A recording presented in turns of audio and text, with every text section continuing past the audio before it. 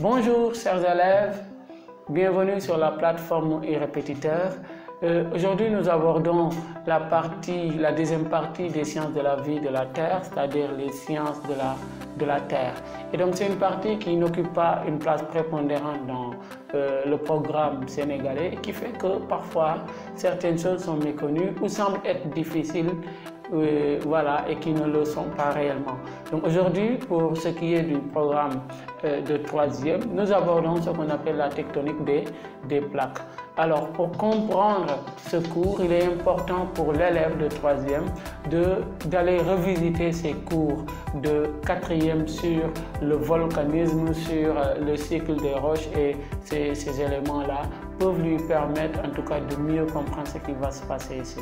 Il faut savoir que pour ce qui est de la tectonique on va d'abord voir la structure du globe terrestre. Comment est-ce que la Terre est organisée? Si vous avez vu nos cours en général, on parle de l'organisation d'appareils, ensuite fonctionnement. Ici également, on va voir l'organisation du globe terrestre.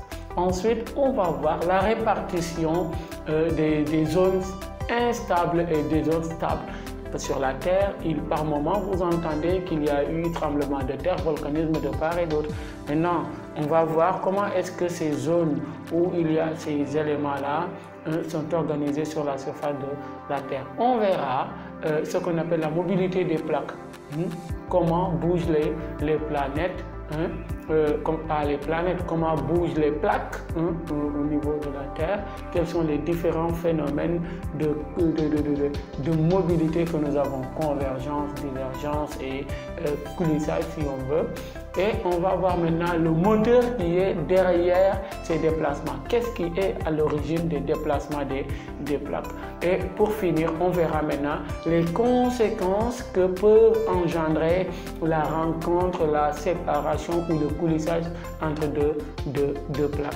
Donc voilà pour l'essentiel ce qui va nous réunir dans ce cours.